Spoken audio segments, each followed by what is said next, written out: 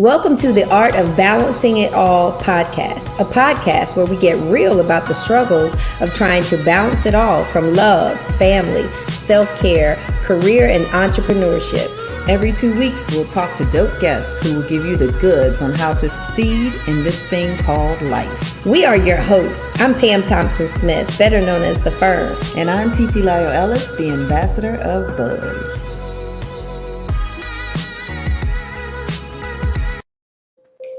Hey. I just love our theme music. I'm telling you. Hello, everybody. Woo. I am Pam Thompson-Smith, also known as The Firm. And I am Titi Lyle Ellis, also known as your Joy Builder Coach. Hello. And if we look familiar, we're back week 2. We normally don't come right back week to week, right. But we are back. This is season 3. If you missed the first one, oh, wow, you got to go. You got to go back and you got to check it out at theartofbalanceitall.com. Who did we talk to? None other than Eric Roberson. Yes. Tonight, oh my God, tonight is a very critical conversation, a much needed conversation. So I'm super excited, Titi, that we're about to have this. Yes. And that's right. We are talking about something that's we've seen in the headlines. It's been a lot in the headlines lately. We saw 2 major suicides from our community, Ian Alexander, who is Regina King's son, and then the actor Moses Mosley. And beyond celebrity, right? Beyond the celebrity life, in 2019, according to the Department of Health and Human Services, suicide was the second leading cause of death for Black people.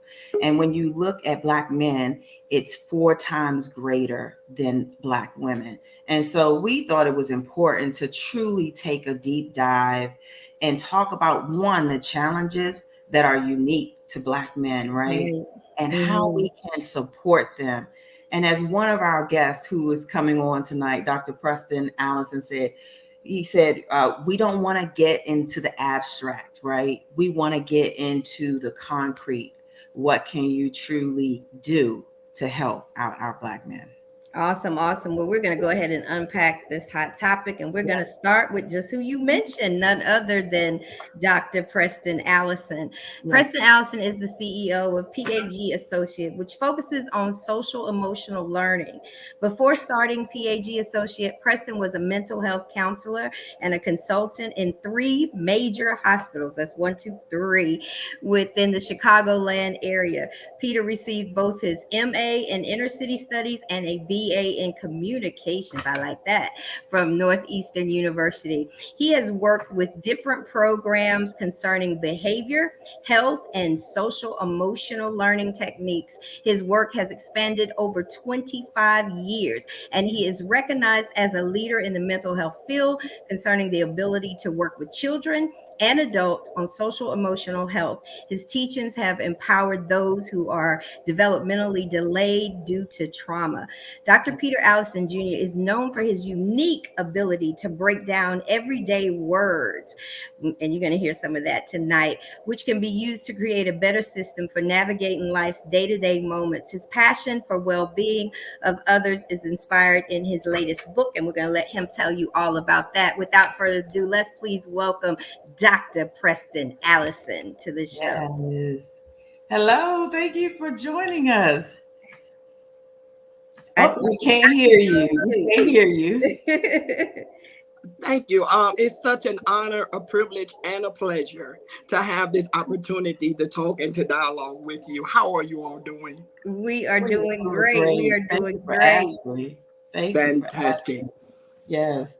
And next up, we have 2 other gentlemen joining our panel. First is Peter Gordon, aka the Fit Psychotherapist. He hails from beautiful and sunny Jamaica. He is a full-time graduate student working towards an eventual doctorate in clinical psychology. Peter is also a certified life and holistic health coach who focuses on helping clients tap into their full potential to live their most profound lives. Let's please welcome onto the show, Peter Gordon. Hello, Peter. Hi. Can you hear me? Yes, yes. Oh, okay, okay. The Yeah, show. Thank you for joining us. don't mind my elaborate fancy mic here, but I'm going to give you guys the best sound possible. It's a podcast. We expect podcast mics. Uh-huh. Right. Yes, indeed. Yes, indeed. And then last but certainly not least, Ken Branson, who was one of the originals behind the scenes of The Art of Balancing It All, who got us straight and got us up and going. He is a published photographer and independent filmmaker. Ken Branson has made several $100,000 after starting a business from the basement of his church. My goodness. Through therapy and a continued journey of self-awareness, Ken learned that the negative drama he desired in his life could be redirected into a legal and ethical form of drama, and that is storytelling. As a result, Ken is a strong advocate for therapy and believes we all have a basement level strength that can be taken to the balcony when identified and properly nurtured. Let's welcome to the show, Ken Branson. Hey, what's up, family? Hello. Man, we are super excited to have each of you on tonight. But one of the things that we do before we start diving deep into the topics is we have a wellness check. And we know you guys help other people all the time. But tonight we're gonna first ask you how you're doing. So we're gonna start with Preston, then we're gonna go to Peter, and then we're gonna go to Ken. And we just want you to tell us how you really doing. You okay? Well, yes, thank you. Oftentimes in this field, we don't have an opportunity because we're doing so much service and we're doing so much to help others in their recovery and help them come up with strategies and treatment plans and etc. And so I want to just say thank you, to just be able to take a moment to mentally check and ask, how am I doing? I think I am doing well. The wife and the 5 kids, the 13 fishes and the dog. I think we're all well. Wow, that's great. That's a lot. All right, Mr. Peter. I'm doing well. A lot of moving parts. Seeing several clientele at a clinic that I'm interning at. So it's a clinic serving low income folks. So you have a lot of severe mental health challenges.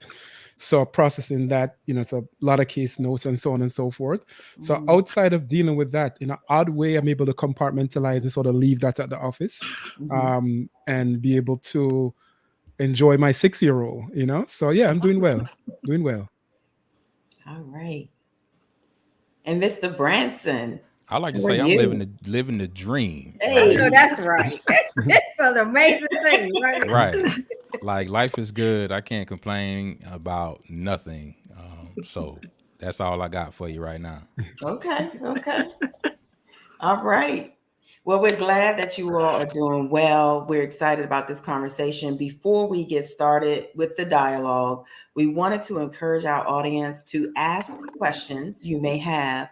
And we also want to let you know that Mr. Preston has committed to following up with you. If we don't have time today, he's committed to following up to you to answer any questions because we care that much about your mental health. And we want to make sure that not one question goes unanswered. So with that said, let's get started, Pam. Awesome. And this question I'm gonna ask Preston and Peter. So we'll start with Preston, but there are some alarming numbers, obviously, that we've mentioned and that we've heard over the last several weeks with suicide numbers. So what I want to ask you, Preston and Peter, what do you think is the source of that with Black men? And with that being said, then what is the specific or unique challenges that drive these suicidal thoughts and suicide amongst the Black men? Okay. Preston? Yes. Well, thank you. First, to everyone who has lost a loved one, you are in our prayers. We know how challenging it is to lose loved ones in this particular time. And so I want to get into the heart of this. When we talk about suicide idealization, meaning that you have suicide ideals, you ask yourself a question. Taking suicide off of it, let's say ideals. Ideals originated in the central nervous system, the brain. And so you ask yourself, what was the component pieces? Our police officer would start doing investigation to see what's external. What has affected the individual? Well, when I do sessions, I always tell, when I was especially doing it with children, they use words like kill, K-I-L-L. I said, well, kill has two forms. Either you're going to K-I-L-L, kick the ideal of living life, or you're going to keep the ideal of living life. And so if you're going to utilize that to say in our conversation, we're going to keep the ideal of living life, then we need structure. We need instructions. We need support teams. We need individuals that are going to help, because we need to identify what is happening within the individual. So I want to share some things with you. Number one, we have to look at our central nervous system. Our central nervous system was not designed to get all this data that we're receiving. If we look at it, the nervous receptors are always transmitting to receive information back to our mind. And so overstimulation or internal preoccupied stimulus, I'll break that down in a second, is where a lot of people are overwhelmed. And so as African-American males, I'm finding and have found, because I still stay in Chicago in the hood. And so staying there, I see that many individuals, without naming the external things inside, I ask myself a question. We are chemically based. How are their levels of chemical, meaning the dopamines? With dopamines, you get pleasure. It is a chemical base in the brain where, again, your memory, your, the neurotic acid, they're working with inside of the brain cells. So you ask yourself, what was it with this individual? What contributed to the point where they're chemically unbalanced? That's what I asked myself first, indicating that, hey, was they going after things that brought stimulation, brought pleasure? Was those things shut down? Right? Number one. Number two, I asked myself, do they have a form of skill sets, which I mean, knowing how to solve problems, with conflict resolution. Conflict resolution is a very big part, because we will have conflicts that occurs in relationship and socialization all the time, and it affects our lives. So if an individual want to kill themselves, you ask yourself, in their location, home, school, and their community, if all of these things are oppressing them or happening to them in that consistent form, what is the data that is sent into their mind to put an elimination to their lives? And then how can I share with them information and knowledge to have them see past the situation or the circumstance? In addition to that, you have to understand that we have to use techniques that says mind over what matters. If something matters so much to you, here's the reality. Push that to a healthier thinker. See if it really doing, because again, offense will come. We will go through situations and circumstances. But in the same token, can I put my mind over what matters and then move on in that thing? The next thing is we find that individuals have chronic pain, and they do not tell individuals that they have this chronic pain and illness, and they forever living through this chronic pain. And so they want to put an end to themselves. And so we tell support teams to gather data and documents on that to help to be able to better serve them or identify what this pain is so it can help alleviate. Next thing is I realized through the subconscious of the mind, there's limitations. When I mean limitations, if each one of us, I ask you a question, who was it in your life that said to you something? And you would say, girl, my mama used to say, man, my daddy used to say.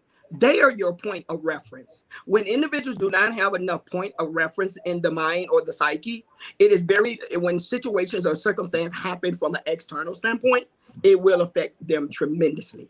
Now, the second question. Shall I go with the second question? Or shall I let my colleague?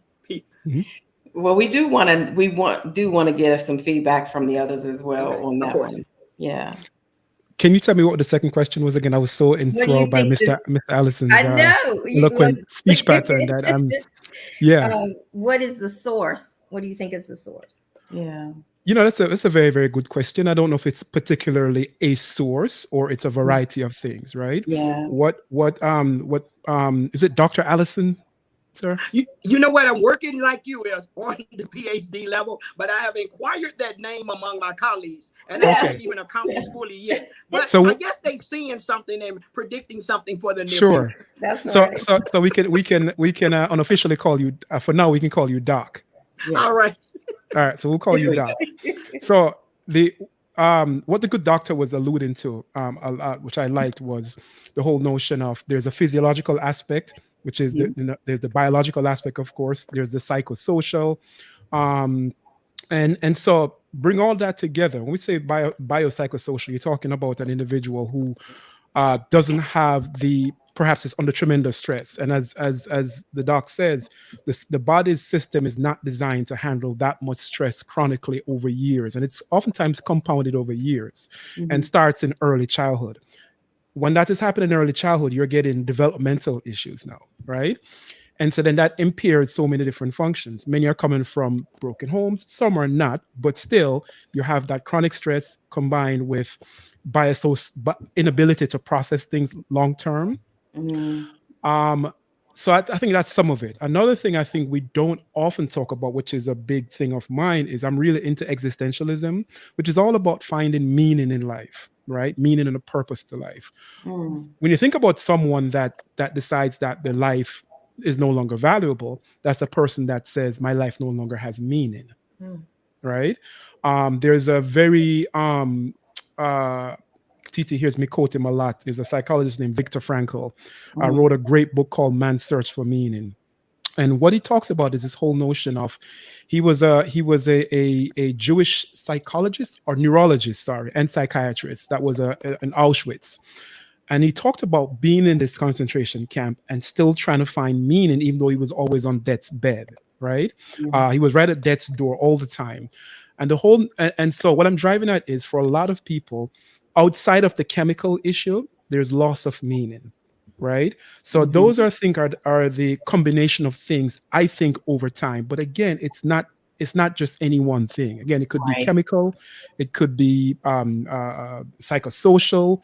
But I think the thing we have to always think about is loss of meaning. I like that. Okay. May I elaborate on the second question?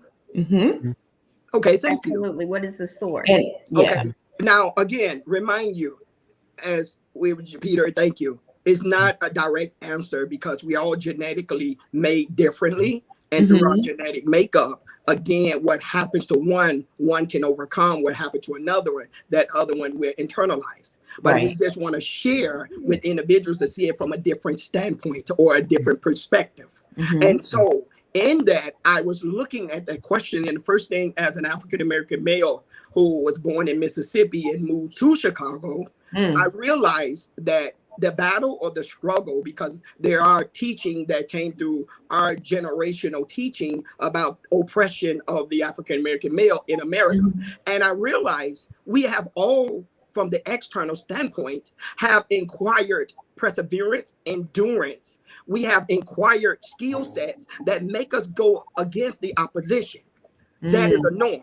But however, to say, how could one psychologically take away and kill themselves? I realized then that this is internal, meaning, like you said, Peter, hopelessness. And when you say hopelessness, I want to share to the listeners, what do that look like? When you have a man that cannot express his voice or lose his voice, or he is, I call it oppressed, depressed, can't press, repress, and he's suppressed down, but he got to press on. And so all of these forms of pressure that comes up on him, he loses his voice. Then you'll find sometimes cases have shown that people have split personality, they have schizophrenia. And so when liberation is not given to a people that knows liberation, then it is a suppression inside of them that is undetected. And so you have to see it from that perspective. In addition to that, I've been personally looking at the European layout of drama, because I wrote a piece, Your Drama Leads to Trauma. That theatrical experience, when you watch it through the lens of your eyes, what is it giving you in those imageries? Again, to kill off an actor, or how much images have you had, because those are your reference points when you are hopeless. And so we have to consider all of that when a person is depressed, when a person is, and so that depression is real. It's a sum of feelings and emotions that compress within inside of the individual. And so people that are monitoring people in that, monitor them in that way, because they can seem well, and then the next thing you know, you say, oh my goodness, they tried to kill themselves. And that's where the shock comes in. And so I just wanted to share that the suppressing of one voice, and a lot of African-American males, especially on their jobs, have their voices suppressed for whatever reason. And then in addition to that, that hopelessness increases continuously in the thought patterns where they can't see from a different viewpoint of being able to shift the direction. But as a people, we have always been known to be oppressed, but actually we arise from that. And so, yeah, I just want to share from that area of the imagery also. Okay. Awesome. Powerful stuff.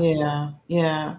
So, Dr. Preston, you shared a study with me as we had a pre-show conversation, and you talked about the neurology of Black men's brains and as it relates to trauma, because, as you said, we experience more oppression than than most. So, could you share the findings of that story with our audience? I found that to be eye-opening.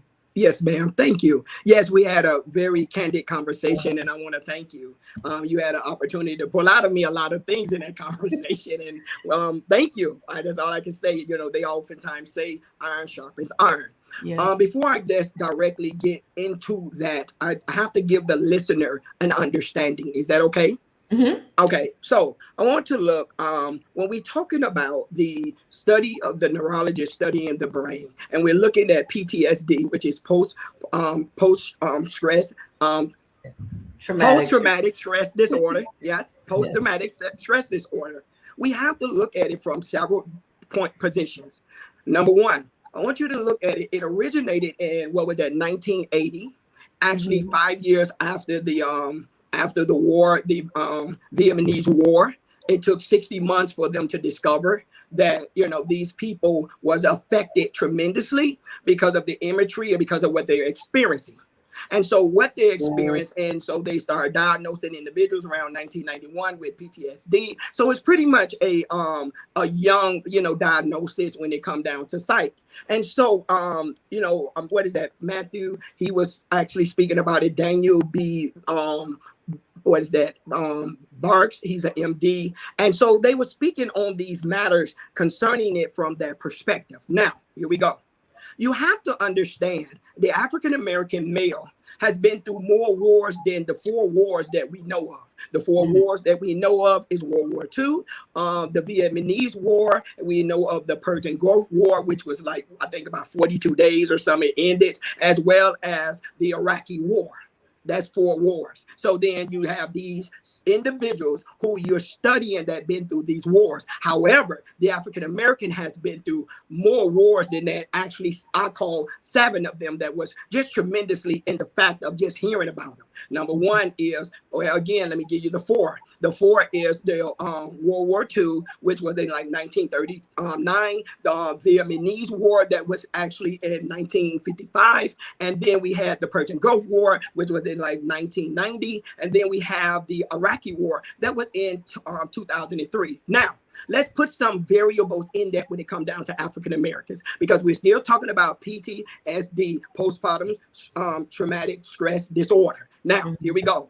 You had to realize that Nixon, as a president, had the war on drugs in the early 1970s, and that was targeted towards the African-American males. Now, jobs was taken from us, and drugs just came into our community. That was a war on ground. Now, let's go back about 50 years in 1921 with the Black Wall Street, with what happened with that situation. We heard of those things. We know of those things. That is traumatizing to hear. Remember, trauma is an emotional wound or shock that sustains in one personality or characteristics. Now, when you say that African-American males have went through some wars, 4 wars, and in addition, they went on to more wars, and there was another one, the FBI War on Black of America in 1960s. And so the wars that we have been through is more than any other nation. And so look at it from that standpoint as I continue to elaborate on what I want to share with you. Now, you have to understand when PTSD, postpartum stress disorder, comes in, before the pandemic, it was stated that our children, because they were doing studies on African-American children, especially in Chicago, that they was doing the studies on the children. And they were saying that their brains, neurologists were stating that their brains was actually through traumatization because of the inner city shootings, that they were showing the same signs as a soldier in the Iraqi war. Now, if you look at this, before you knew it, this was the big topic. Everybody, we was lunching on to that. And then next thing you know, the pandemic happened. And so everybody forgot postpartum stress disorder. Now, if we look at it, PTSD on top of the pandemic. Now, when I talk to parents, I tell them you have went through traumatic trauma. They said, well, how have I went through trauma? I said, job loss. You went to the news, NEWS, never ending words spoken. They forever giving reports, inaccurate or accurate. We're listening to it. Our nervous receptors are getting data. People are overwhelmed. Then divorce. Then people found out no child left behind. In Chicago, they said that children are behind. So how is a father affected with that? And so all of these layers is now in the African-American male because he's the head of the family. And so now looking at it from that area, three major things was taking place. First thing, his physical health.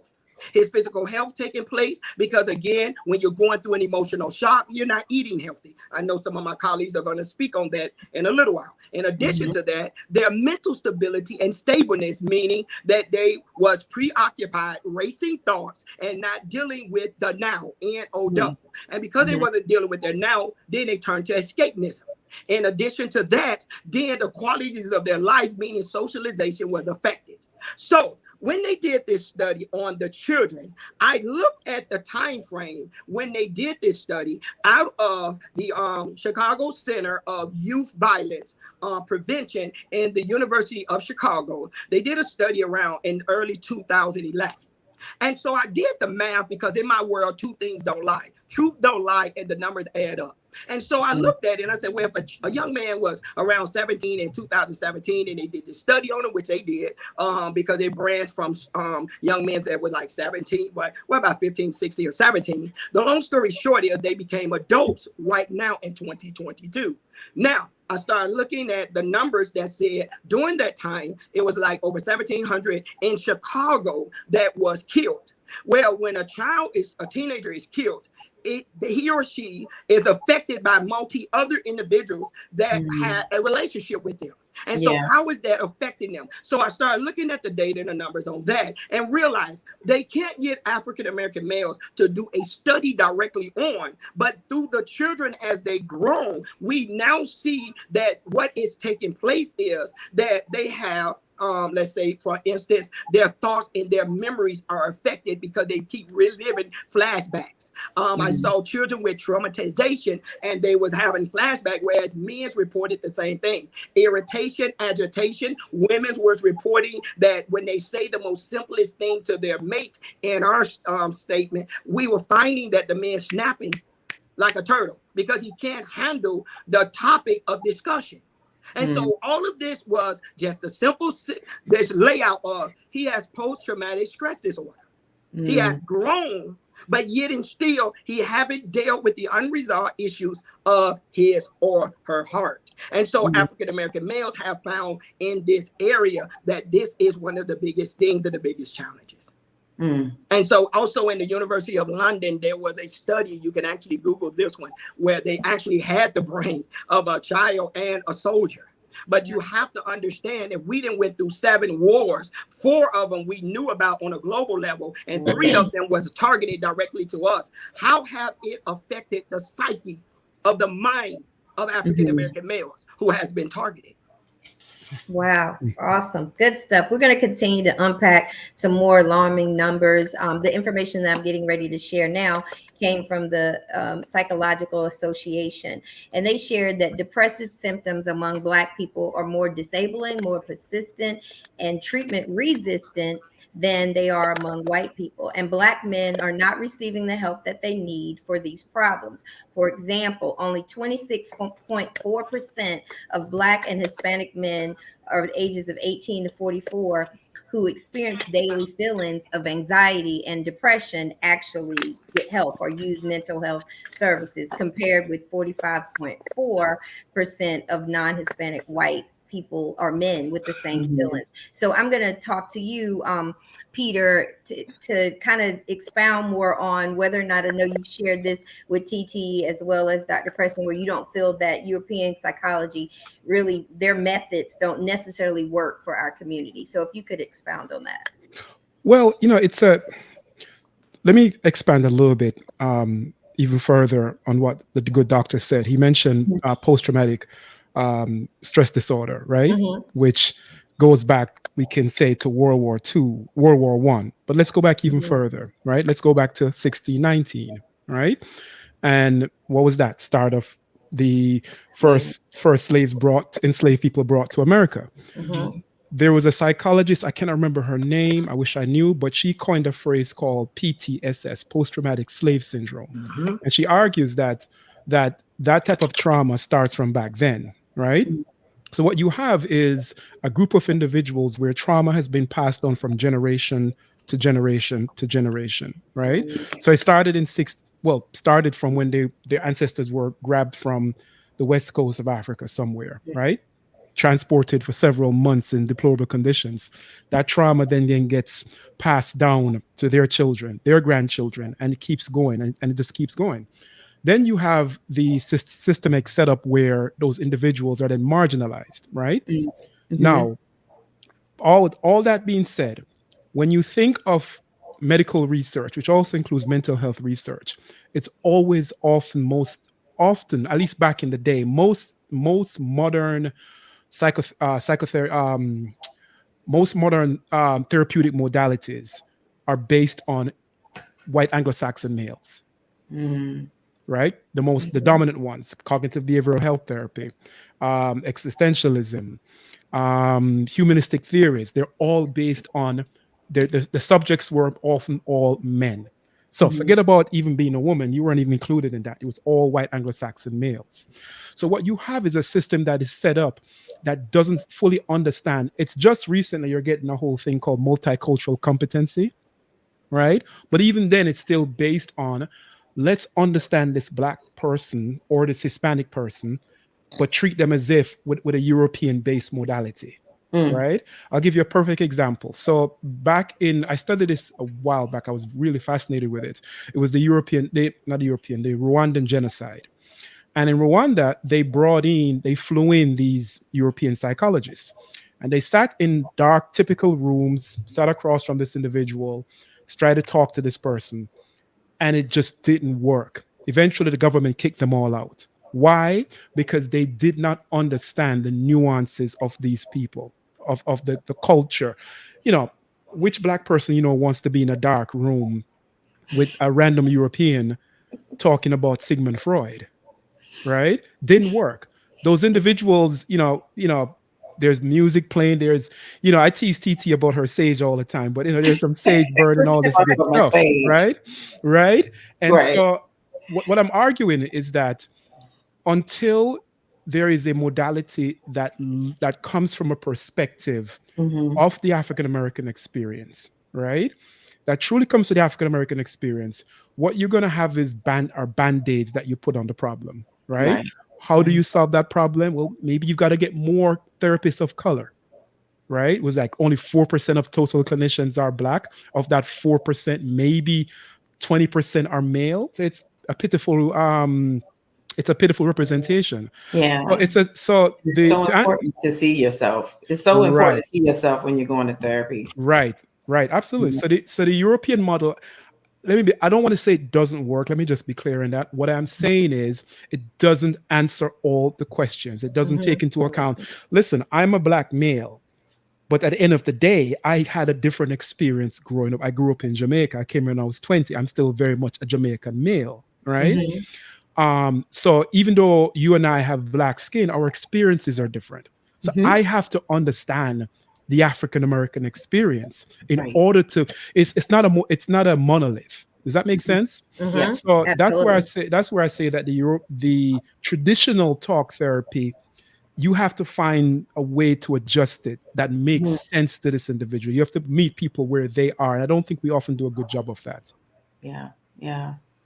Hopefully that answered your question. That did.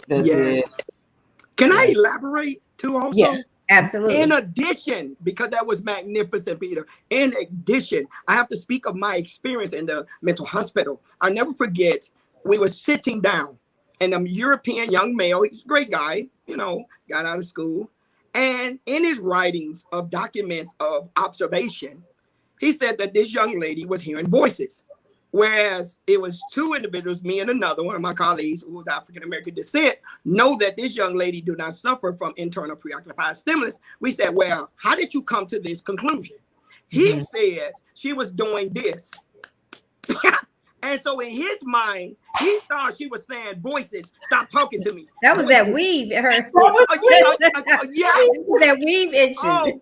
Oh my God. The documents, again, the culture thing is a very important part of this. Goodness. It is the genetic makeup of the individual identity, what they identify with. And if you don't know this, so we had to correct him, and we asked him to correct his writing because this chart follows this young lady. In addition, I would hear the European lady say, oh, just use your coping skills. Are you for real? Every coping skill cannot be used in every location. So if we send them back to school and their coping skill is listen to music, you think the teacher going to tolerate that? Yeah. And so again, Peter, you are excellently spoken. And then in addition, no offense to my colleagues of the European states, but we must ask from imagery purpose on television, are you the candidate for the message of today for the African American? And we already know through the imagery of today, what happened on Capitol Hill and etc., you're not the image of the message that need to bring. Because many of the young people that I'm working with, they say, how can I get healed from my abuser? Because in their mind, psychologically, they see them as an abuser.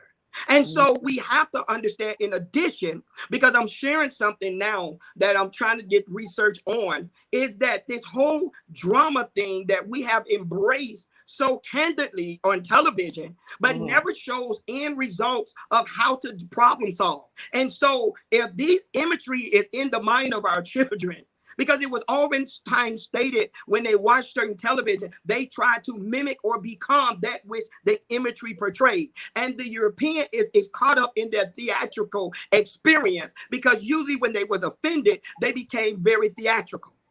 We don't need that now. We need individuals that's going to be emotionally stable, right? And we need individuals that can stay with the person that is hurting and help them change their narrative by giving them instructions that is more, I call it like tailor-made, like a nice suit to them. And that's what we have to do also. Thank you, Peter. Awesome stuff. Yes. Yep, y'all. So I want to take a deep dive into some of the social norms that Black men have to fight. And that is, I recently saw a video where a man shared that oftentimes Black men suffer in silence, and that can lead to a significant delay in getting help. So how do we, Ken and Peter, how do we address this masculine social norm that's out there and encourage people to actually go out and get better self-care? Ken, did you want to start? I'll start with Ken. Sure thing. I appreciate the opportunity to be up here with these astute fellas here. But so I actually coach hundreds of people every day through a stock market course. And one of the things that I stress over and over and over is, if you lose big, you choose to lose big, right? And with all the social media stuff we got going on, influence and talk around mental health, I personally believe that there's no way you can ignore the fact that mental health and self-awareness is a thing, right? So therefore, in my opinion, if you stay silent, you choose to stay silent. So how do we get them out of that silence, Peter? Did you want to talk a little bit there? It's an interesting thing. And there are many ways we can look at this. Now, I don't want this to sound like I'm bashing masculinity or I'm saying down with the patriarchy. Perhaps maybe I am. And if it comes off that way, I'll deal with the repercussions of that. Okay. Patriarchy is an interesting thing. What we're taught from a young age is that we have to be a certain way, right? But when you have masculinity where you're starting from a deficit, it's not really, what I mean by that, you're starting from a deficit educationally, financially, the family is broken. And so now you have this masculine individual that really doesn't have it all together as much as he thinks he does, right? And so now you're left with because the truth is, most men know that we're lacking in certain things. We know. We just pretend like we aren't lacking. We know. We know when we're full of it. I see Right? you shaking heads. Right? Yeah. Okay. We know. But we pretend. Why? Because it's not masculine to say I failed. It's not masculine to say that I am struggling, right? Mhm. And it's not masculine to be okay with a certain level of vulnerability. Mm. Vulnerability is part and parcel of what makes us uniquely human, right? That's what it's an emotion. It's a valuable emotion or valuable. I call it not emotion, rather. It's a valuable cognitive. It's a cognitive. It's a very important cognitive trait, Yeah. right? To be vulnerable. Mm-hmm. Most men, particularly black men, the only time we're often vulnerable, and not even that much either, is to our significant others, Mm. right? And I often argue, well, why aren't we vulnerable to each other, right? I'll give you a perfect example. I got divorced in 2018, right? For an entire year and change, people didn't know that I was going through a divorce. I hid that. I pretended. I pretended as if all was right. My sister had passed away just maybe 6 months before that divorce started to happen, and my mother almost died 6 months prior to that happening. Mm. So there was a series of things, and then on top of that, I was in a space where I was not happy with what I was doing. I just was like, I just need to do something different. Mm-hmm. So here I was with all these things trying to figure out, but yet I kept silent. I kept silent because that's what we do. We put our head down and we grind, right? I hate that stupid word. I just grind. Stupidest effing thing in the world, right? Right? Take a step back and say, I'm struggling. But we don't, we talk to our female partners or male partners if that's the That's the direction, problem. that's the preference. Mm-hmm. Um, but we really don't, right? So who should we talk to? Well, we're not talking to therapists because we're hard to go to therapists. I get that. So why aren't we talking to each other? Why aren't men vulnerable to other men? Mm-hmm. Right? And I'll give you a perfect example. I did not talk to friends until almost a year later. And one friend said something simple to me that was most profound. I've been through this and I'm going to tell you this. He said, you're going to find that a year from now, 2 years from now, you're going to be all right. And that's all I needed to hear. Mm. Right? Mm. The point I'm making is, and here's another example. I remember I was at the gym and this guy started telling me about his problems, right? And I wanted to talk to him, but you know what I said? Okay, you got 5 minutes. Now, why didn't I say to this guy, this was about, I never forgot, about 3 or 4 years ago. Why didn't I say to this guy, hey, listen, when I'm finished working out, let's go grab coffee and talk, Mm. right? So we need to be comfortable with talking to other men, and other men need to be comfortable to hearing what we have to say.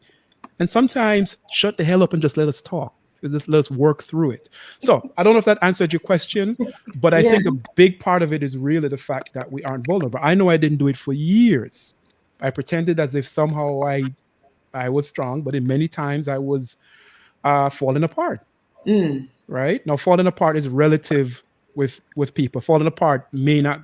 I'm not gonna fall off a precipice, but it doesn't mean I'm doing right either. So now, Right. when you combine that with somebody who is completely hopeless, completely struggling, powder keg, and that's why you get that's why I say it's so nuanced and layered. Why males are killing themselves at a higher rate. By the way, let me throw this in there. Um, Women attempt suicide at almost the same rate as men. Men are just better at killing ourselves. Uh, Mm. yeah. We take more lethal means. So whereas a woman may take a pill and Mm-hmm. it may be found and get her stomach pump, we blow our heads off. Mm-hmm. Of course, that young woman, the Miss America, Mm-hmm. that was something that a man would do. So that Yeah. was a little bit alarming, Yeah. So again, hopefully that all made sense. Yeah. Yeah. Wow. Whew. That's very alarming, powerful. Great segue into the question I'm going to ask Ken next. And I'm going to mix it up a little bit, Ken, just based on what Peter said. So we know, some men, it's hard for them to be vulnerable and talk about it. But the one thing that you've done that's inspired us, the reason you're sitting here today, is that you've been transparent. You've talked about your journey in mental health, and so therapy and self-awareness. So kind of want you to unpack how you got there. Like, how did you feel like that man that couldn't talk didn't want to share or be transparent, and then all of a sudden you got to the journey where you not only shared it with your therapist, you shared it with social media, your friends. Like how did you get there, and just kind of unpack that journey for us, the process of even where you could trust your therapist, trust your friends, and then where you are now. Yeah, that's a good question. I think I'm gonna just unpack one of them for you. One of the biggest things that I believe that put me on a trajectory of self-awareness was I had to become a better leader to my kids first. There were several times where I got asked to be a mentor and different mentoring programs and mentor kids in this neighborhood, and it was just something that just didn't sit right with me, like going to mentor other kids, and I couldn't even raise my own kids or mentor my own kids. One of the examples that I got from one of my friends was I was talking about whooping my son one day, like with a belt, and she was like, "Why you beating him?" And I was like, "What you mean? Why? Because he acted up." And she was like, "Nah." This was her words. She was like, "That's some old slave shit." Ooh. And I was like, well, "What you mean?" Right? So immediately I wanted to push back, like, "No, that's what happened to me. Like, no, this is what you're supposed to do when you act up, right? You get your butt beat." But I had to start asking I had to receive what she gave me, and I had to chew on it a little bit, and then I had to ask myself these hard questions. But when I got a call from the school that my son or my daughter was acting up, it was like, okay, why am I about to beat them? Why am I about to act this way? And the truth be told, right, when you ask yourself hard questions, you got to answer them too. The truth be told was I was embarrassed that you would go to school and act like this, and I ain't raised you like this. You actually know better. So because I was embarrassed, I wasn't even concerned about why they acted out or why they did what they did. Because I was embarrassed, now it's like, hey, can I get this room back here? Because I need to handle the situation, right? So now I had to prove to the principals and the teachers, right, that I don't operate in this capacity in my household. It had nothing to do with the kids. It was me. Like, Right. I was embarrassed. And another thing that I really had to let go was trying to control their destiny. Like, I done the best that I could as a father, as a young father, right? I'm a better father or a different kind of father to my 5-year-old than I am to my teenagers, right?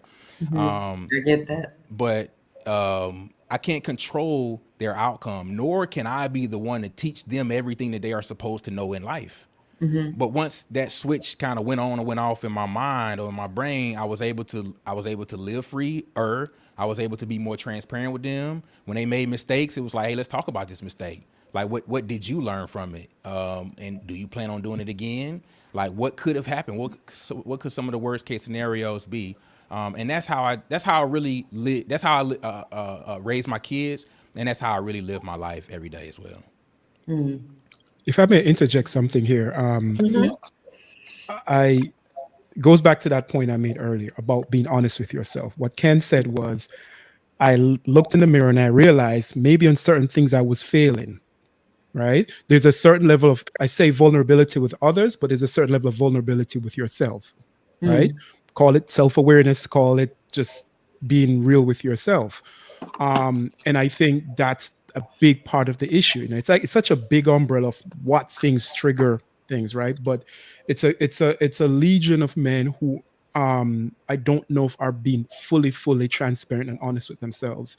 And when I say being honest with yourself, I'm not saying look in the mirror and say you're an effing idiot. What I'm saying is look in the mirror and say, I see this thing that's really good, and I see this thing that I need to work on. And as opposed to compartmentalizing until there's a volcano. And when a volcano happens, then that's when you get all hell breaks loose. Wow. Well, I'm going to ask Dr. Preston for this first question, and then you guys can chime in if you want to.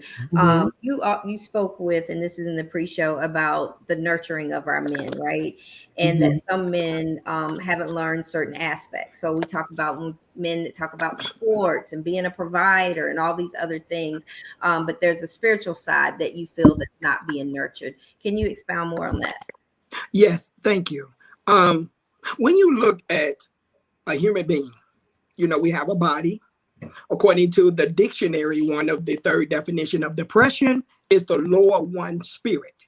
Scientists knows that when you die, the mass of your body, something leaves it. They say it's your spirit. Now, they also states about your soul. So if you look at it from that standpoint, your body, your soul, scholars say that in your soul is your will, your emotions, and your intellect. And so when you look at men that want to accomplish things, I hear people all the time, I'm going to get my goals, GOAL. It's a general opportunity to achieve in life. America is this great place of opportunity. And so you get this young person or adult who practice in a certain particular area. That area of their muscular system, they train with their talents, they train with their gifts, and they make a whole lot of money. However, when conflict happens in their marriage, you see them fade away. Why? Because they never dealt with the mental stability or stableness of their emotions. And so they can perform a duty and task, and we see those images of them, and we desire those images of them, but they haven't dealt with that whole area. When the hospitals used to say, we treat the whole person, the immediate thing I said was, no, you don't. Physically, you house them and feed them, and they got shelter. Mentally, you're working with them to create plans and treatment plans and stabilizing their emotions, sometimes with medication, depending on the chemical imbalance. But you're not dealing with the spiritual side of them. There is a spiritual side. However, the misrepresentation of the spiritual side has made people shun the very appearance of the spiritual side of us. When again, you look at a dictionary, and depression, and one of the definitions says to lower one's spirit, indicating there's areas of development that needs to be worked on. And so a lot of times, even I'm finding in marriages and relationships, I call them the ships, relationship, friendship. Can you take some ownership? Because you tripping. Because if you don't take ownership, you're gonna mess up your citizenship for real. And your ship got some, it's heavy around here. And so in relationships, the people get the tripping. That part. Because they can't handle the areas of undevelopedness. And I realized we got 3 8s in a day: 8 to work, 8 to sleep, and 8 your social life. And so if the person was a young teenager playing sports, football, he went to school, he went to practice, he hung out, and he went to bed. And so it kept a cycle until all the way to college, until he makes it to the NFL. And then what are you expecting from this person? You know, I said I want to do a TikTok video just to tell the young ladies, if he did not meet the requirements in school, because there's requirements to go to the next level, he never went to school. He didn't meet the requirements at his job. How are you expecting him to meet the requirements in the relationship? Oh, goodness. Oh, that hit you, didn't it? Oh, see, say what? What you expected?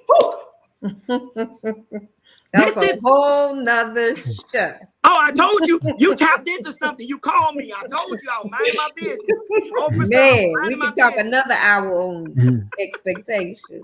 No, I'm sorry. Hey, can I chime in real quick on the of course. On the nurture piece? One of the things that I noticed that actually before I started becoming more self-aware, I thought it was kind of weird to hug my son, right? And now he's probably like 5 inches taller than me, and he's bigger than me, right? So sometime when I was cooking breakfast in the kitchen, right, he would come up and like I'll be bare chest, no shirt on. He ain't got no shirt on, and I thought it was weird to hug my son. But the moment that I started actually hugging him, I realized that kind of like unlocked something in him, and now to this day, he actually, Dad, can I get a hug? Right? And it's not a bro hug. It's not a dap you up. You know what I mean? It ain't a bro hug. It ain't a squeeze match either, right? It's a real embrace. And that felt good to know that that's something that he really needed to be nurtured by his father, and I would have never known. Yeah. Let's take a dive there, because I think for so many of us, we don't think of nurturing a man. We don't think that. So talk to us, a hug. What are some other things that all of us who are supporting each other, can do to truly get into a natural flow of nurturing a man? Can I share with you something? Hello? Absolutely. Yes. I've written a piece, and it derived from counseling here in Chicago. And I had to, because I do a lot of teaching also in the church to help bridge the gap and for them to understand mental health. And I wrote a piece called When the Breast Milk is Spoiled. And what that said was the natural breast of King Solomon said, let the breath of thy own wife satisfy thee. Meaning that the transition of leaving father and mother, cleaving to a covenant agreement in a relationship, that wife is yours, you and her. Y'all become that oneness that makes them develop children. Later, if you raise them right, they're going to become great citizens. They're going to leave. But you and your wife is mended because of not just that covenant, but the levels of intimacy. What I was finding was with our young men, because of Chicago and the killings and the murdering, the mother language was to the young males was, hey, I bought you that game. Go out. You can't go outside. Ride your bike. As time progressed, now the child that was 5 is 15. Mother language never changed. Go and literally go in the house because I got you that game. They killing out here. Now he's 32 years old. Her language is still the same. Go in the house because you know they killing out here. And so when we look at interaction and nurturing, will your language change in the development form of your child? Our childhood language is not like adolescence because adolescents need to learn lessons. When men arise to maturity, it has a look to it where his wife would nourish him. And so again, in that relationship, can we have that frequency where you do need that hug, that intimacy, or that comfort because you don't know what I went out of? During one of my sessions, the lady said, I'm upset with you in this session. I said, why? She said, you made me hug him. I say, well, here's the thing. He's not capable right now to hug you. Someone has to step up in this. And I realized that our African-American males has been traumatized so bad that it's going to take the nurturing of their wife or their spouse to help bring them out of these areas that they're holding and resisting and suppressing themselves. Giving them a safe space. Wow. You all have the power, ladies. It's in you. Woo. You know, and that's the thing is it's enough for another show because for so many, right, on both sides have not been nurtured. So it's who teaches who breaks the code, right? But that's an entirely other show. But I think for us to just even start thinking of it that way, that hey, he needs just as much nurturing as I do. I need a hug, he needs a hug. That's a different way of thinking about it. Okay. Powerful. Yeah. So we already touched on what I was going to ask Peter about the importance. That's a motorcycle. About the importance of men nurturing each other. So I want to just close with, if you had one tip that you would give to a Black man who's seeking mental health, what would that tip, or even if you have two, what would that tip be as they are in the midst of perhaps battling a challenge, a mental challenge right now? So we're going to start with Ken, then we're going to go to Peter, and then we'll end with Preston. Dr. Preston shares some eye-opening stuff about finding that safe space in a woman. I haven't got that self-aware yet that I could admit something like that. It's probably an ego trip that's like, we could do this. It's a choice if you become self-aware, but it makes sense. And my closing statement was literally find someone who leads with vulnerability and transparency, who can assist you while you're actually seeking some kind of professional help. And to tie that in with what he said, it just might be the right help meet. I don't know. I ain't sold on it yet, Dr. Preston, but it just might be it. Okay. It's my weekend. Yes. I would say to an individual who is struggling around issues around mental health, the couple things.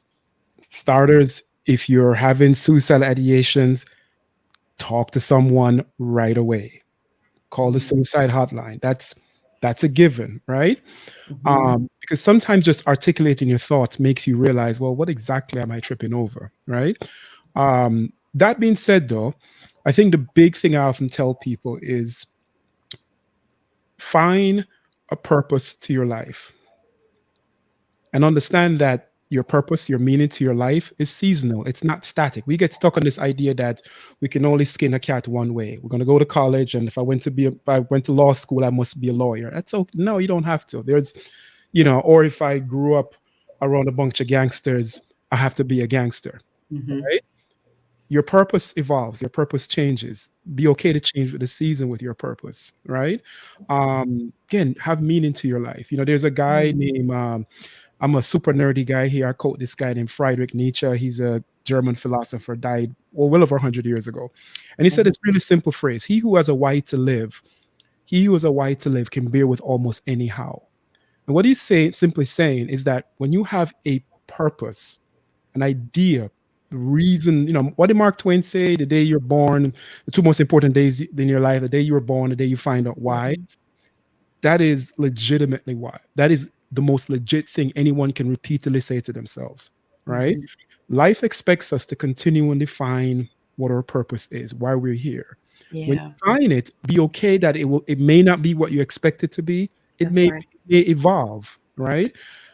I think that is the big thing for a lot of people. The clients that I work with, oftentimes what I get a lot of and especially those who have committed who have had multiple suicide attempts. The common theme I always hear outside of the chemical imbalances, depression, bipolar disorder, schizophrenia, things of that nature, outside of those issues, the common theme I hear is, I just don't know what I'm supposed to do with my life. And it becomes compounded and it becomes chronic until eventually you develop what we call nihilism, or just complete, you don't think there's any meaning to life. So to wrap it up, I would say the one thing you can do by yourself is to make an effort to find a purpose and a meaning to your life. One thing. And then obviously you got to seek therapy, talk to someone, be vulnerable. But before that, you've got to do that part. Okay. Awesome. Preston? Yes. I would say to a individual man who is suffering with thoughts of suicide, you are not alone. We all. It was once said, this statement: it is not a foolish man that makes mistakes, because a foolish man, we have all made mistakes. Because the wise man was once a fool, but he learned from what he went through and became wiser. We have to learn from our mistakes. You will make mistakes. That is an opportunity for growth, not an opportunity for depression and sadness. We learn through conflicts. Conflicts help us to grow. I oftentimes tell men of African descent here in America, we originated from kings. Can you go to battle and take your sword and go to war and come back in the house and hang up some curtains? Because psychologically, only the great man can shift from the warrior to the man that can go in the house and nurture the family. Family, Family, father and mother identity, and loving you. And so you're loved. Reach out to your family. Reach out to your family. That's good. That's good. So the tips are to be vulnerable, find that space, right? Find that space, find the meaning of life, and then you are not alone. Find the wisdom in the storm. I love that. I love that. I thank you all for joining us. I thank our audience for joining us and tuning in.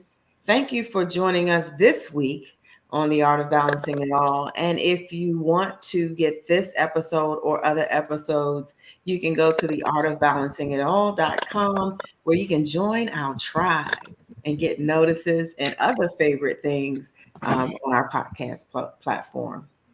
Awesome. Again, I just want to personally thank each and every one of you. This was so very, very, very powerful. Yes. So powerful and so timely. So thank you. Thank you guys for watching. Make sure you follow us on all of our social media platforms. That's Instagram, Facebook, and Twitter. And guess what? You know what? If you like the show, let us know. Let us know. We want to know.